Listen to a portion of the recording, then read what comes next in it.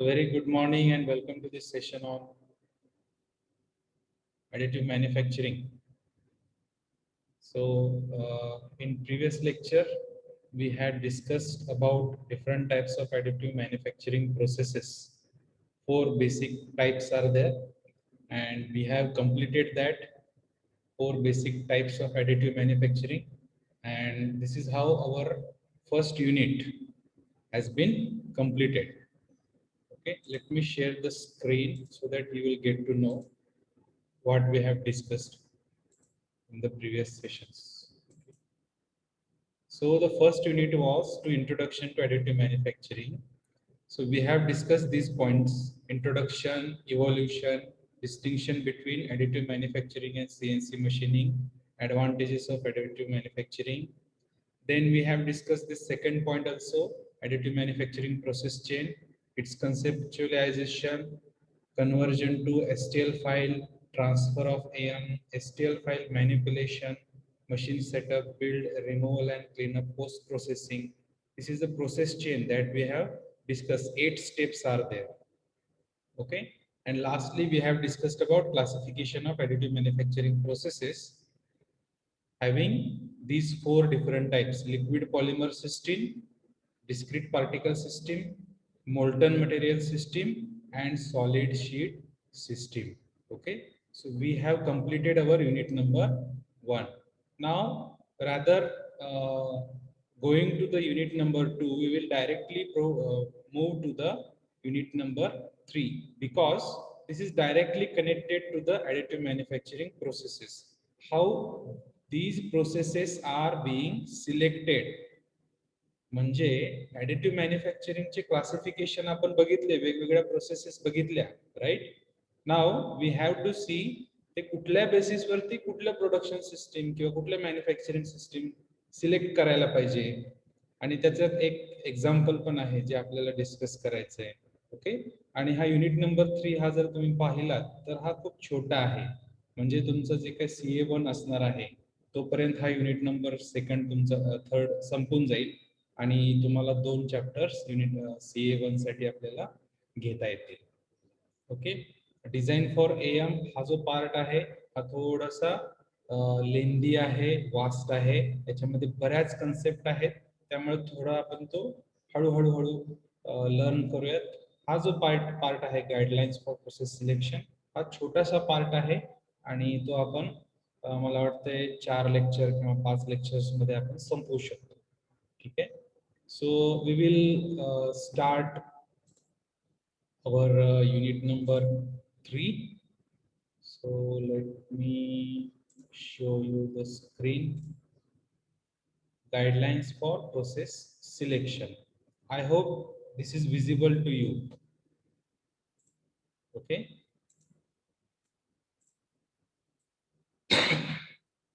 Now,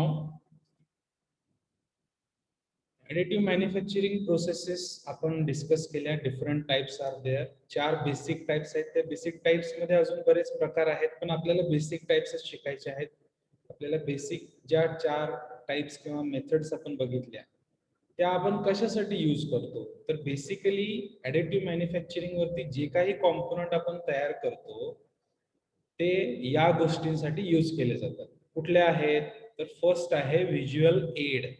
visual add म्हणजे काय, की तुम्ही जो कॉम्पोनंट तयार करणार आहे, मॅन्युफॅक्चरिंग करणार आहे, तो कसा दिसेल, मॅन्युफॅक्चर केल्यानंतर तो कसा दिसेल हे बऱ्याच वेळेस इमॅजिन करणं अवघड असतं, right?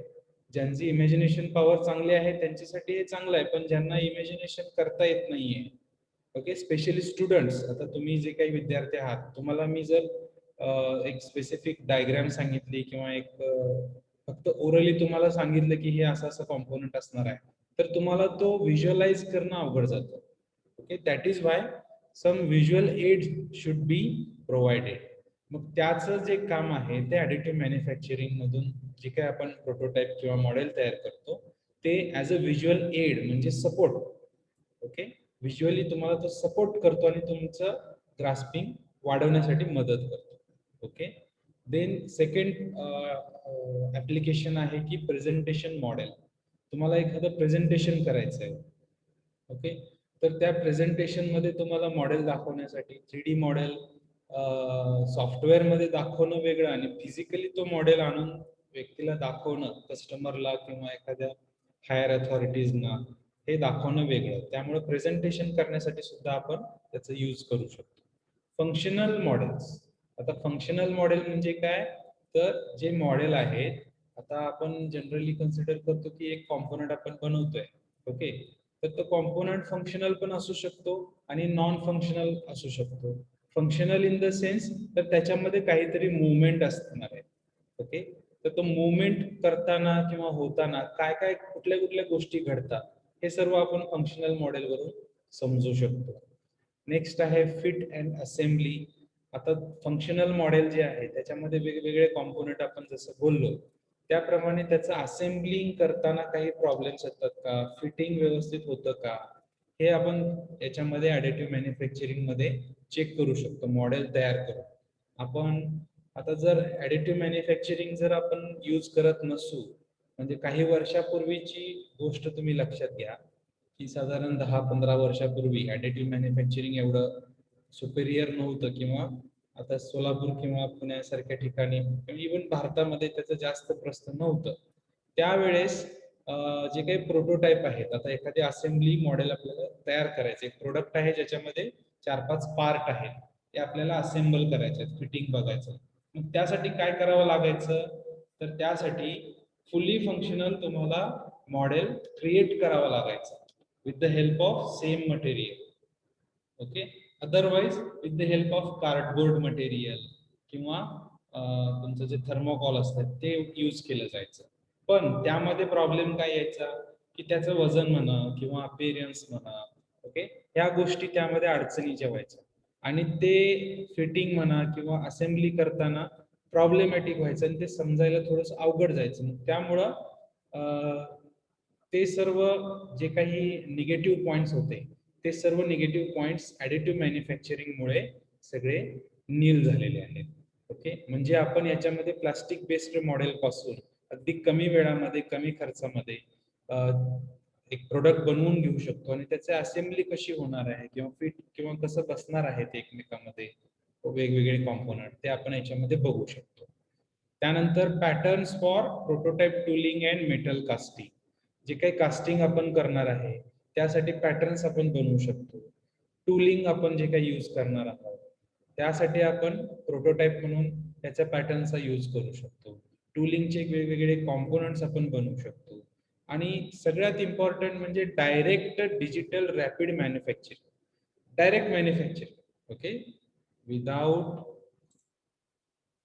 without having other manufacturing processes, we are going to manufacture directly on the rapid manufacturing process or additive manufacturing machines. Okay, so these are the things where additive manufacturing is generally applied. किंवा इथं या सर्व ठिकाणांमध्ये किंवा या सर्व situations मध्ये आपण ॲडिटिव्ह मॅन्युफॅक्चरिंग यूज करू शकतो.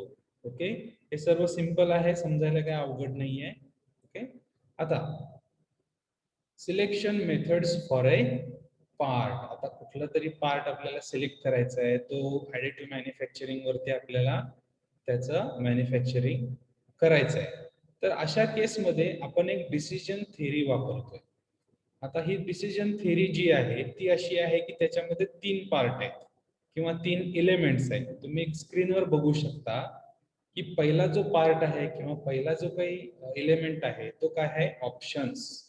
ऑप्शन्स म्हणजे काय, तुम्हाला जे काही ऑप्शन्स अवेलेबल आहेत, म्हणजे तुम्ही म्हणजे कोण, तुम्ही म्हणजे decision maker. You are the decision maker who is going to select the optimum or precise option from the available options.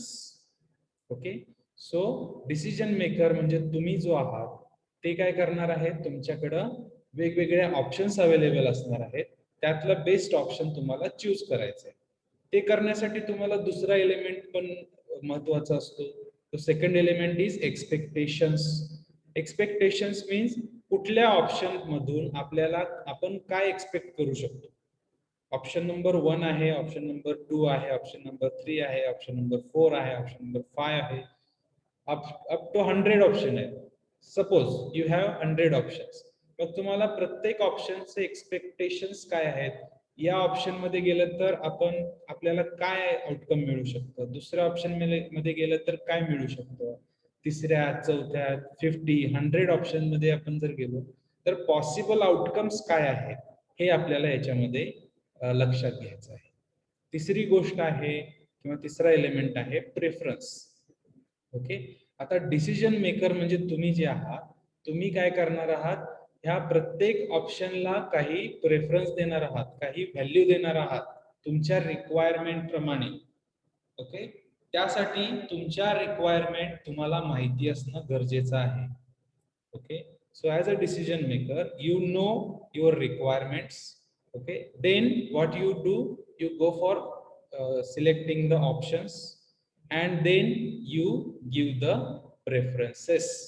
तुम्ही प्रेफरन्सेस देतायत, म्हणजे ऑप्शन नंबर 1 आहे तो चांगला आहे म्हणून त्याला आपण 1 to 10 च्या स्केल वरती नंबर देऊ शकता, किंवा 10 पैकी त्याला आपण किती मार्क देऊ, 10 पैकी समजा 5 मार्क देऊ.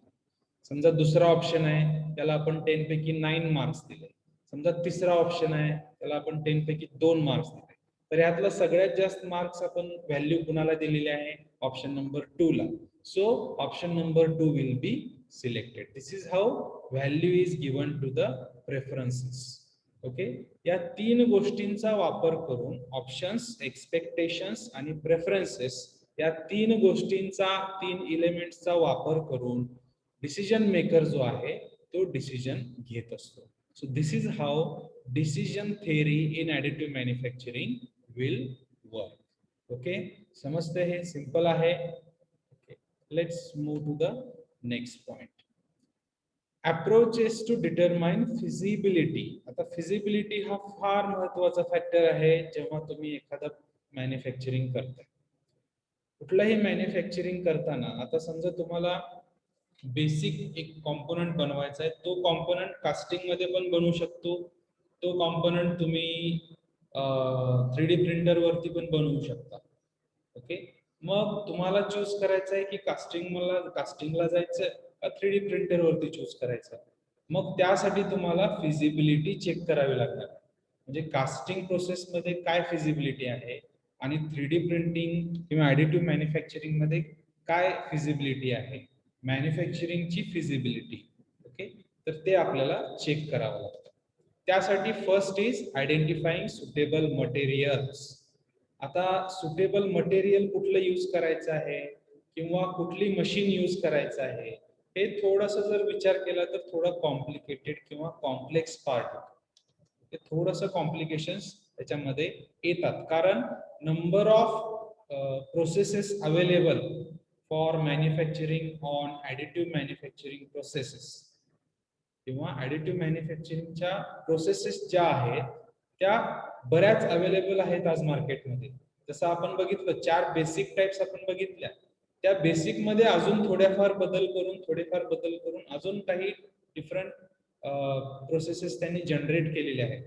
त्यातली नेमकी कुठली वापरायची, कुठलं मटेरियल यूज करायचं, हे थोडासा ट्रिकी पार्ट आहे. त्यासाठी तुम्हाला एक्सपिरियन्स असणं गरजेचं आहे. ओके, त्यासाठी फिजिबिलिटी चेक करताना हा पार्ट फार महत्वाचा आहे.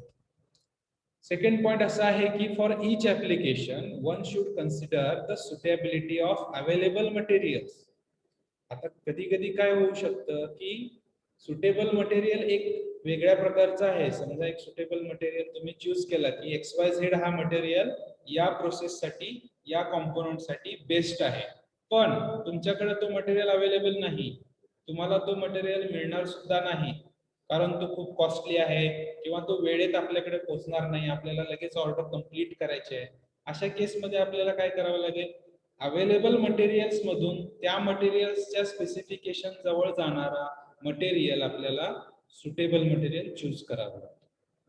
राईट, त्यानंतर अजून एक पॉइंट काय येतो, fabrication cost and time. Obviously तुम्हाला जे काही फॅब्रिकेशन करायचंय, जे काही मॅन्युफॅक्चरिंग करायचंय, त्यासाठी किती खर्च येणार आहे हा सगळ्यात कळीचा मुद्दा असतो. कारण कॉस्ट वरती तर सगळ्या गोष्टी डिपेंड असतात. जेवढी कॉस्ट तुमची फॅब्रिकेशनची कमी असेल तेवढं तुमचं प्रॉफिट वाढू शकतं.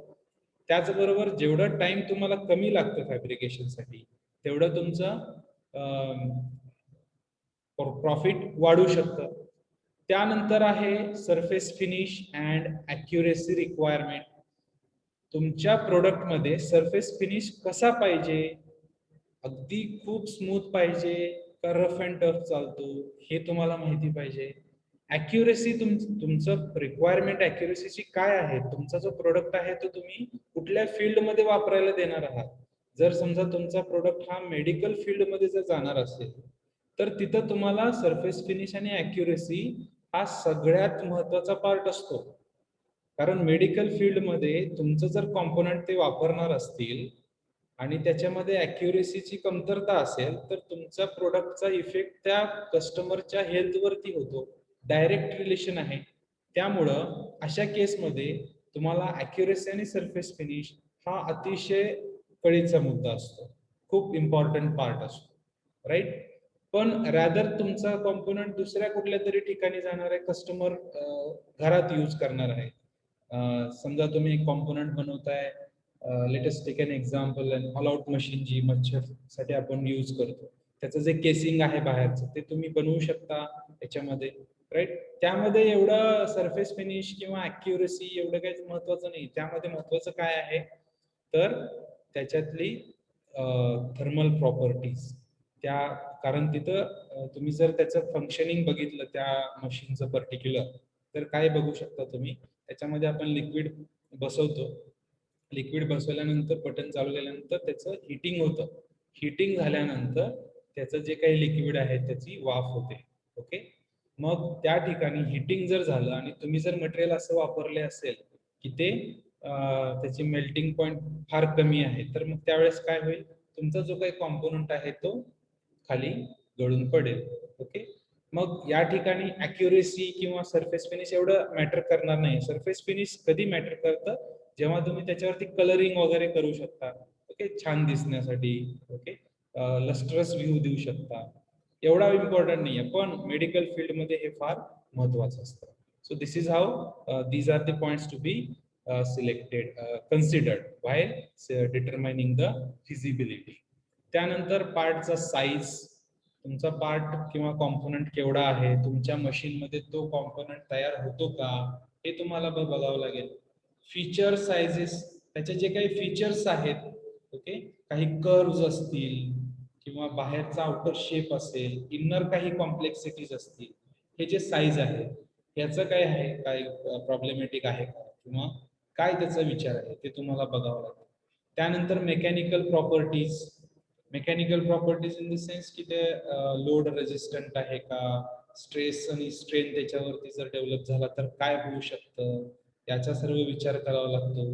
त्यानंतर रेजिस्टन्स टू केमिकल्स, बऱ्याच वेळेस तुमचे कॉम्पोनंट केमिकलच्या जर संपर्कात येणार असतील तर ते रेजिस्टंट आहेत का केमिकलसाठी हे तुम्हाला बघावं लागेल. And other application specific consideration, application specific consideration मध्ये मी एक आता तुम्हाला एक्झाम्पल दिला, तुमचं ऑल आउट किंवा जे काही मच्छरसाठी तुम्ही यूज करता ते ऍप्लिकेशन स्पेसिफिक कन्सिडरेशन होतं. त्यामध्ये काय होतं, थर्मल प्रॉपर्टीज महत्वाच्या होत्या मेकॅनिकल प्रॉपर्टीज पेक्षा किंवा केमिकल प्रॉपर्टीज पेक्षा.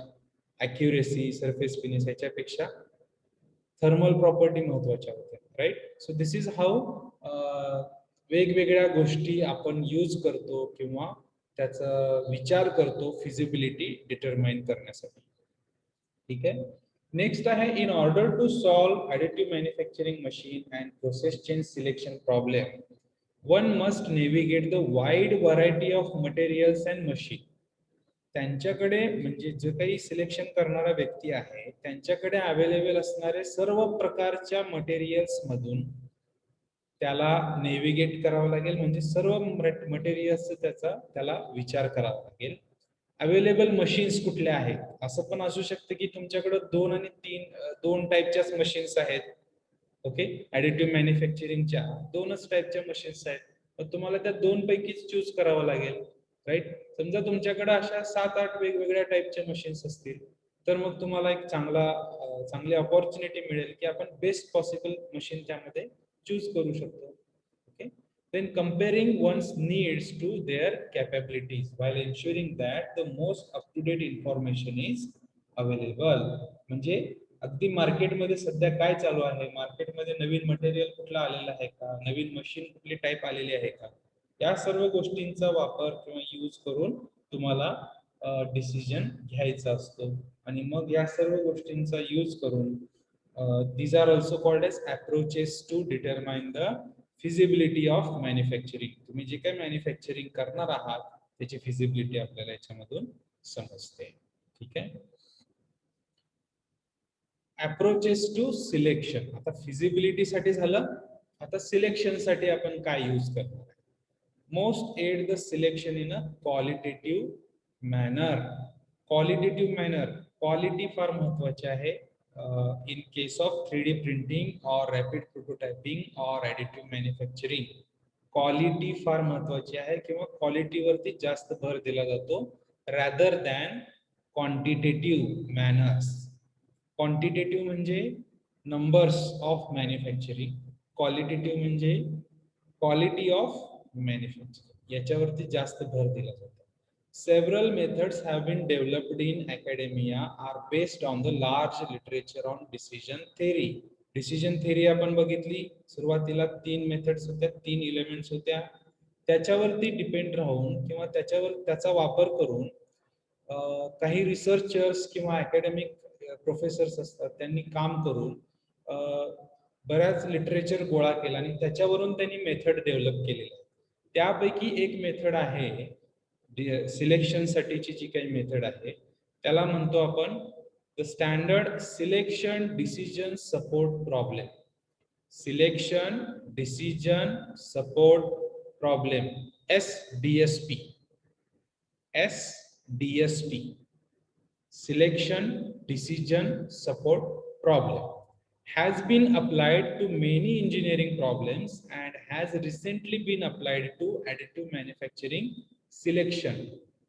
सिलेक्शन करण्यासाठी सिलेक्शन डिसिजन सपोर्ट प्रॉब्लेम ही जी थिअरी आहे किंवा हा जो मेथड आहे, हा मेथड यूज केला गेला आहे वेगवेगळ्या इंजिनिअरिंग प्रॉब्लेम सॉल्व्ह करण्यासाठी. तोच मेथड किंवा तीच मेथड आपण आता ऍडिटिव्ह मॅन्युफॅक्चरिंग मध्ये यूज करत आहोत किंवा यूज करणार आहोत. ओके, तर त्याचा काय आहे नक्की ते SDSP म्हणजे काय, तर त्याच्या नावावरून तुम्हाला समजेल की हे काय प्रकार आहे आणि याचा कसा यूज होतो. Sorry, the word formulation for the standard SDSP is as shown below. Okay, so what we have to do, given set of additive manufacturing processes or machines and materials, म्हणजे तुम्हाला काय दिलेलं असतं, गिवन डेटा काय असतो, set of additive manufacturing processes. एक set असतो, 3-4 machines आहेत किंवा 3-4 प्रोसेसेस आहेत आणि 3-4 वेगवेगळ्या प्रकारचे मटेरियल्स आहेत जे अल्टरनेटिव्ह म्हणून ऍक्ट होतं. अल्टरनेटिव्ह म्हणजे एकमेकांना पर्याय म्हणून आपण घेऊ शकतो. ओके, तर आपल्याला गिवन काय असतं, set of processes, machines and set of materials. आता सेकंड स्टेप काय आहे, आयडेंटिफाय. आपल्याला आयडेंटिफाय करायचं आहे काय, सेट ऑफ इव्हॅल्युएशन ऍट्रिब्यूट्स. इव्हॅल्युएशन ऍट्रिब्यूट्स म्हणजे काय, तर आपण प्रत्येक मशीन मध्ये किंवा प्रत्येक प्रोसेस मध्ये आणि प्रत्येक मटेरियल मध्ये त्याचे ऍट्रिब्यूट्स काय आहेत त्याचं इव्हॅल्युएशन करायचं. ऍट्रिब्यूट्स म्हणजे त्याचे फीचर्स काय आहेत, ऍडव्हान्टेजेस डिसएडव्हान्टेजेस काय आहेत, त्याचा आपल्याला सेट बनवायचा इव्हॅल्युएशन ऍट्रिब्यूट्सचा. Okay, create scales and determine importance. Scales बनवायचे. स्केल इन द सेन्स, जसं मी मगाशी सांगितलं 1 to 10 असे 10 मार्किंग सिस्टीम आहे, 1 to 10.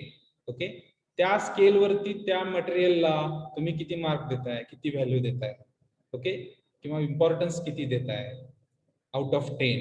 आउट ऑफ 10 तुम्ही 9 देत असाल तर तो इम्पॉर्टंट असेल. आउट ऑफ 10 तुम्ही 1 देत असाल तर तो लिस्ट इम्पॉर्टंट असेल. इम्पॉर्टंट असेल पण list important, most important and list important. जसं आपण हायर आणि लोअर म्हणतो त्या प्रकारे आपण स्केल बनवायचं. मोस्ट इम्पॉर्टंट, लेस इम्पॉर्टंट, इम्पॉर्टंट, लेस इम्पॉर्टंट, लिस्ट इम्पॉर्टंट, सगळ्यात कमी इम्पॉर्टंट. ओके, अशा प्रकारे आपल्याला आयडेंटिफिकेशन करायचं आहे ऍट्रिब्यूट्सचं आणि स्केल्सचं. त्यानंतर रेटिंग होतं, जे काही आता आपण केलं, each alternative relative to each attribute. प्रत्येक ॲट्रिब्यूटचा आपल्याला कंपॅरिझन करायचा. यामध्ये जे काही व्हॅल्यू आपण दिलेले आहेत, आपल्याकडे 4 मशीन्स आहेत, 4 प्रोसेसेस आहेत वेगवेगळ्या, आणि 4 वेगवेगळे मटेरियल आहेत. त्याची आपल्याला प्रोबॅबिलिटी करायची आहे. या 4चं या 4शी कॉम्बिनेशन करायचं आहे. Suppose we have ABCD machines and suppose we have 1 2 3 4 materials. तर material number 1 is used in ABCD, तर काय होईल? Material number 2 is used in ABCD, तर काय होईल? Material number 3 is used in ABCD, तर काय होईल? अशा प्रकारे आपल्याला सर्व शक्यता पडताळाव्या लागणार आहे. Okay, so this is how you are going to rank them. Ultimately तुम्ही या सर्व गोष्टींचा विचार करून शेवटी तुम्ही असं ठरवता की ही मशीन आणि हे material is the best method आहे आणि बेस्ट मटेरियल आहे. त्याचबरोबर ही मशीन आणि हे मटेरियल हे लिस्ट प्रॉमिसिंग मेथड आहे, किंवा याचा जास्त उपयोग नाही आपल्याला, किमान आपल्या या केसमध्ये या मटेरियलचा आणि या मशीनचा जास्त उपयोग होणार नाही, त्यामुळे आपल्याला ते बाजूला करायचं आणि जे बेस्ट प्रॉमिसिंग आहे ते आपल्याला यूज करायचं आहे. So this is how SDSP method is used. Selection, decision, support, problem. समजलं हे सगळ्यांना? समजलं का? कुणाला काही डाऊट आहे का? If you have any doubt, you can just put it in the chat box. Okay, good. समजलं? So let's move to the next part. आता याच्यावरती एक सिलेक्शन एक्झाम्पल आहे. कास्टर व्हील असतं. कास्टर व्हील तुम्ही बघितलं असाल, रोलिंग चेअर्स असतात, त्या रोलिंग चेअरच्या खाली जे काही व्हील असतात, ओके, त्याला कास्टर व्हील म्हणतात. अशा प्रकारचे व्हील अजून कुठं कुठं बघायला मिळतात सांगा बरं, कोण सांगू शकतं का? रोलिंग चेअरला जे चेअर असते त्याच्या खाली जे व्हील असतात त्याला कास्टर व्हील म्हणतात. अशा प्रकारच्या व्हील्स तुम्हाला कुठं बघायला मिळतात अजून? Anyone?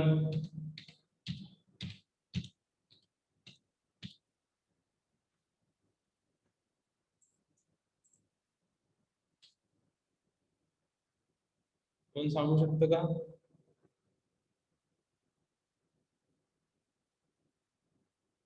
Have you visited to DMart, big बाजार, डीमार्ट, साई सुपर मार्केट? तिथं ट्रॉली बघितली असाल तुम्ही, ट्रॉलीला खाली लावलेले असतात ते कास्टर व्हील. त्याचा सगळ्यात मोठा फायदा म्हणा किंवा सगळ्यात मोठं फीचर काय आहे? रोलिंग चेअरचा फीचर काय आहे सगळ्यात मोठं? तर ते कुठल्याही डायरेक्शनला आपण फिरवू शकतो, राईट? कुठल्याही डायरेक्शनला आपण त्याला मूव्ह करू शकतो. ओके, त्याला गोल पण फिरवता येतं, right? So this is how caster wheel is being discussed.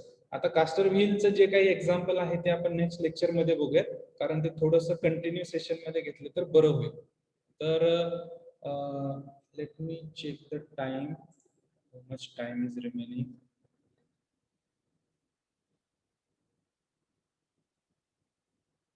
Okay, what we will do, we will see challenges in selection. हा एक पॉइंट आज आपण बघूयात आणि नेक्स्ट लेक्चर मध्ये we will continue the caster wheel production, caster wheel manufacturing. Okay, so selection करण्यासाठी, process select करण्यासाठी आपण मेथड्स बघितले आतापर्यंत. कसं आपण ते सिलेक्ट करणार आहोत, ते करताना काही चॅलेंजेस येतात. ते चॅलेंजेस काय आहेत हे सर्व आपल्याला बघायचे आहे. The system should be linked to a comprehensive and up-to-date database of additive manufacturing machines. तुम्ही जी काही मशीन चूज करणार आहात ती अप टू डेट आहे का? म्हणजे तुम्ही फ्युज्ड डिपॉझिशन मॉडेलिंग जर वापरणार असाल तर ती जवळपास 20-25 वर्षापूर्वी डेव्हलप झालेली. त्यामध्ये आता अजून बऱ्याच गोष्टी ऍड झालेल्या आहेत. इव्हन फ्युज्ड डिपॉझिशन मॉडेलिंग जरी असेल तरी त्यामध्ये असं बऱ्याच गोष्टी आज ऍड झालेल्या आहेत. त्या तुम्हाला माहिती आहेत का? ह्याचं सर्व त्या जर माहिती नसतील तर हे तुमच्यासाठी एक चॅलेंज असेल. ठीक आहे. Once the search process has completed, the system should give guidance on where to look next for additional information. म्हणजे तुम्हाला अप टू डेट इन्फॉर्मेशन असणं गरजेचं आहे. ॲडिशनल इन्फॉर्मेशन साठी कुठं जायचं आहे, कुठून तुम्हाला ही सर्व माहिती मिळेल, हे सर्व तुम्हाला माहिती करून घ्यावं लागेल. हा जो प्रकार आहे हे चॅलेंजेसचाच पार्ट आहे. म्हणजे सिलेक्ट करताना तुम्हाला ह्या सर्व गोष्टी जर माहीत नसतील, so it will became a challenge for you. Okay.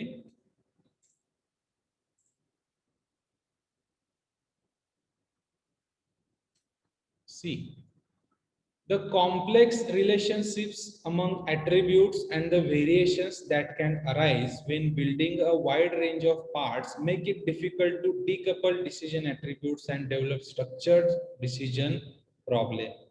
Ultimately आपल्याला डिसिजन घ्यायचा आहे. डिसिजन घेत असताना आपण वेगवेगळ्या गोष्टींचा विचार करणार आहोत. आता ह्यात सगळ्यात महत्वाची गोष्ट कुठली आहे? ॲट्रिब्यूट्स म्हणजे फीचर्स किंवा ज्या काही व्हॅल्यू आपण दिलेल्या आहेत त्या सर्व गोष्टींचा आपण रिलेशनशिप बघणार आहे एकमेकांशी. त्यामध्ये काही व्हेरिएशन्स येतात का? म्हणजे मॅन्युफॅक्चरिंग करताना ते काही जे काही ॲट्रिब्यूट्स आहेत, 4-5 ॲट्रिब्यूट्स आपण डेव्हलप केलेले आहेत किंवा आयडेंटिफाय केले आहेत, त्यामध्ये व्हेरिएशन्स येणार आहेत का? हे सर्व ॲनालिसिस करणं ॲडिटिव्ह मॅन्युफॅक्चरिंगच्या सिलेक्शनमध्ये फार डिफिकल्ट आहे. ओके, सो या ठिकाणी तुम्हाला स्ट्रक्चर्ड डिसिजन घेण्यासाठी किंवा डिसिजन चांगल्या प्रकारचे घेण्यासाठी या सर्व गोष्टींचा चॅलेंज म्हणून विचार करायचा. कुठल्या गोष्टी? ॲट्रिब्यूट्स आणि व्हेरिएशन. ह्या दोनच शब्द लक्षात ठेवा, ॲट्रिब्यूट्स आणि व्हेरिएशन्स. ह्या दोन शब्दांवरून तुम्ही हे सेंटेन्स क्रिएट करू शकता. With a proper understanding of technologies and attributes and how to relate them together, meaningful information can be gained. आता जसं आपण बघितलं attributes आणि variations याचा आपण एक रिलेशनशिप बघितला. आता दुसरं रिलेशनशिप काय आहे? Technologies and attributes. तुम्ही कुठल्या टेक्नॉलॉजीचा वापर करून कुठल्या प्रकारचं फीचर जनरेट करू शकता. जसं फॉर एक्झाम्पल तुम्हाला खूप बारीक लाईन अशी डेव्हलप करायची तुमच्या प्रोडक्टमध्ये, खूप बारीक असं कॉम्प्लेक्स शेप आहे, नाजूक पार्ट आहे, तर तुम्ही त्यासाठी कुठली टेक्नॉलॉजी वापरणार? तुम्ही मोल्टन मटेरियलची वापरणार का लेझरवाली वापरणार का अल्ट्राव्हायलेट लाईटवाली वापरणार का शीटवाली वापरणार? त्याच्या 4 आपण मेथड्स बघितल्या. हे जे अंडरस्टँडिंग आहे हे प्रॉपर असणं गरजेचं आहे आणि हेच एक प्रकारचं चॅलेंज आहे प्रोसेस सिलेक्शनसाठी. समजतंय? हे दोन गोष्टी सिंपल आहेत. The information in the system should be unbiased wherever possible. Unbiased information पाहिजे. अनबायस्ड म्हणजे प्री डिफाईन्ड काहीही करायचं नाही. प्री डिफाईन्ड म्हणजे तुमच्या डोक्यात एक ठरवायचं नाही की बाबा हा सपोज आपल्याला हा मॅन्युफॅक्चर करायचा आहे प्रोडक्ट. ओके, हा प्रोडक्ट मॅन्युफॅक्चर आपण वेगवेगळ्या मटेरियल पासून करू शकतो.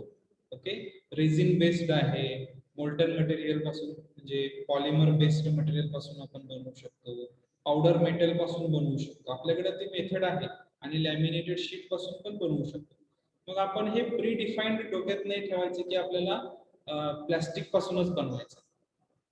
ओके, आपल्याला त्याचा विचार करावा लागेल की प्लास्टिक पासून बनवलं तर काय होईल, रेझिन पासून बनवलं तर काय होईल, मटेरियल मेटल पावडर पासून बनवलं तर काय होईल, आणि शीट पासून लॅमिनेटेड शीट पासून बनवलं तर त्याचा उपयोग होणार आहे का? या सर्व गोष्टींचा आपल्याला विचार करायचा आहे. म्हणजे आपण बायस्ड नको सुरुवात.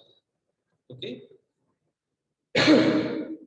the method or system should provide support and advice rather than just a quantified result. तुम्ही जे काही मेथड किंवा सिस्टीम वापरणार आहे तर ती तुम्हाला सपोर्ट पण करायला पाहिजे आणि तुम्हाला ऍडवाइस पण मिळायला पाहिजे त्याच्यात की ही मेथड युजफुल आहे का. म्हणजे with logic you should go ahead with the method or system. कुठली मेथड किंवा कुठली सिस्टीम तुम्ही यूज करणार आहे त्याच्या मागचं लॉजिक तुम्हाला डिफाईन करता आलं पाहिजे.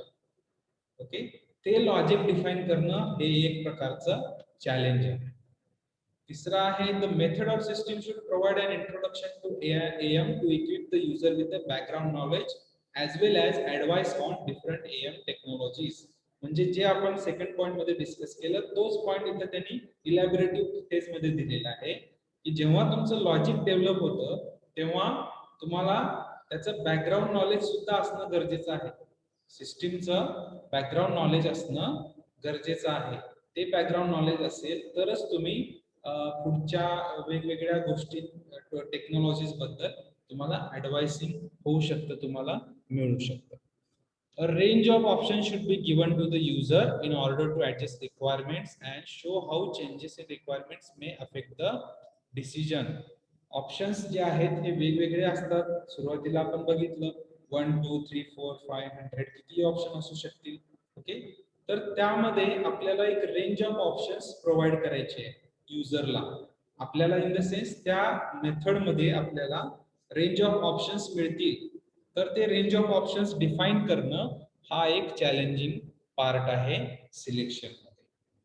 Okay, this is we have already discussed. So these are the various challenges in selection. आता याच्यामध्ये सिलेक्शनचं एक एक्झाम्पल आहे कॅस्टर व्हीलचं, ते आपण नेक्स्ट लेक्चर मध्ये बघणार आहोत.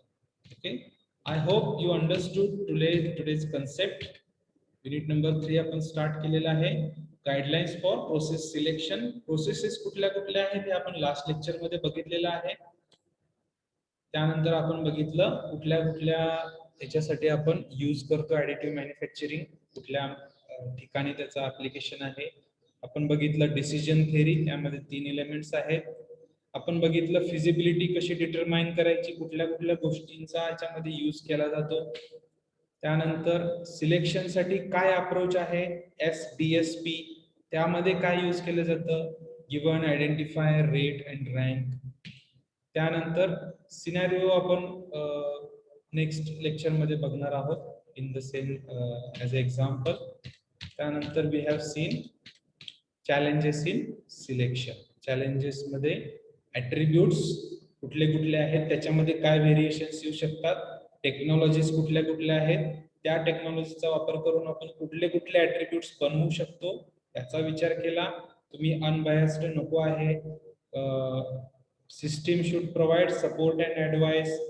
त्यानंतर बॅकग्राऊंड नॉलेज त्यांनी दिलं पाहिजे आणि रेंज ऑफ ऑप्शन आपण क्रिएट केले पाहिजे.